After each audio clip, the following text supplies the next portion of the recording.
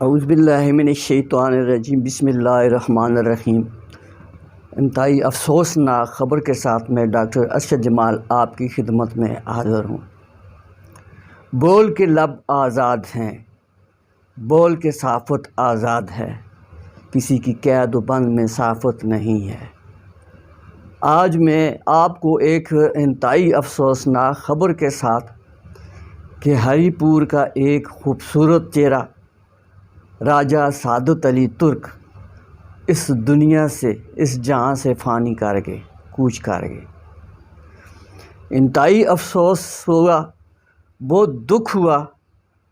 اور صدمہ ہوا کہ ایک پیارا انسان، پیار کرنے والا، اور ان کے ساتھ ہماری دلی محبت تھی، ان کے ساتھ ہمارا بھائی چارہ تھا، بہت ساری باتیں ہم ان کے ساتھ کرتے تھے اور مسکرا کر جو ہے وہ ٹال دیتے تھے۔ کبھی ان کے دل اور دماغ میں کوئی بغاوت نہیں تھی، کوئی نفرت نہیں تھی اور کوئی جنونی ان میں کوئی قوت نہیں تھی، اور وہ کسی پہ الزام بھی نہیں لگاتے تھے۔ اچانک سے ایک خبر آئی کہ راجہ سعادت علی ترک حرکت قلب بند ہونے سے انتقال کر گئے، تو یہ خبر جنگل کی آگ کی طرح پھیل گئی، اور مجھے اور دیگر ہمارے جو لوگ ہیں صحافت سے ممبر، ان کو بڑا دکھ اور تکلیف ہوا۔ جب انسان فوت ہو جاتا ہے، پھر ہر انسان جو اس کو چھیڑ چھاڑ یا ان کو پریشان کرنے والا دکھ میں برابر کا شریک ہو جاتا ہے۔ کیا انسانیت ہے، کیا تقاضا ہے، کیا رونق ہے اس شہر کی، اس ملک کی، اس قوم کی۔ انصاف دینے والے جو لوگ ہیں، عوام کی آواز اٹھانے والے جو لوگ ہیں، وہ بھی انصاف کے متلاشی رہتے ہیں۔ آج ہم میں راجہ سعادت علی ترک نہیں ہے، مگر ان کی کمی ہمیشہ یاد رکھی جائے گی اور ان کو سدا یاد رکھا جائے گا۔ کئی سیمینار ہوں گے، کئی تعزیتی اجلاس ہوں گے، کئی ریفرنس ہوں گے، مگر ان کا کوئی فائدہ نہیں ہوگا۔ محض ایک دنیا کو دکھلاوے کے لیے اور حمایت حاصل کرنے کے لیے ان کے ساتھ یہ کیا گیا۔ راجہ سعادت علی ترک کی جو لائف ہے، بہت پرانے اور بچپن سے بہت ہمارا ساتھ تھا ان کے ساتھ، اور دوستوں میں دوست تھے،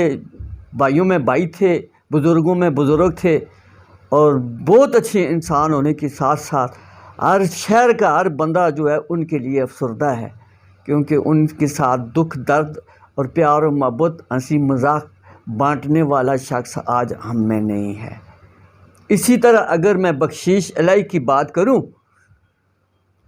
تو وہ بھی آج جو ہے محض ایک خواب و خیالوں میں اور تصورات میں ہی رہ گئے ہیں۔ سہیل خان کی بات کروں تو وہ بھی محض ایک خواب و خیال اور تعزیتی اجلاس اور تعزیتی باتوں تک رہ گئے ہیں۔ میرا مقصد یہ تھا کہ صحافت ایک ایسا مقدس پیشہ ہے، صحافت کو، جو صحافت میں آنے والے جو لوگ ہیں، جنہوں نے صحافت کو چوتھا ستون سمجھا ہے، آج ان کو کیا سوچنا پڑے گا؟ آج کیا وہ سوچیں گے کہ ہم نے کیا کیا ان کے ساتھ، اور ان کے ساتھ آج کیا ہوا؟ اللہ تعالیٰ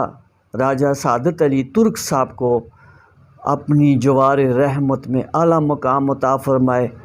اور ہماری دعائیں ہمیشہ ان کے ساتھ رہے گی، اور ان کے ہر جو لب ہیں، ہر ان کی یادیں ہیں، وہ ہمیشہ یاد رہیں گی۔ کبھی بھی کسی بھی محفل میں گئے، کبھی بھی کسی بھی پروگرام میں گئے،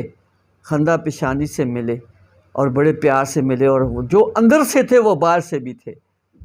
جو باہر سے تھے وہ اندر سے بھی تھے،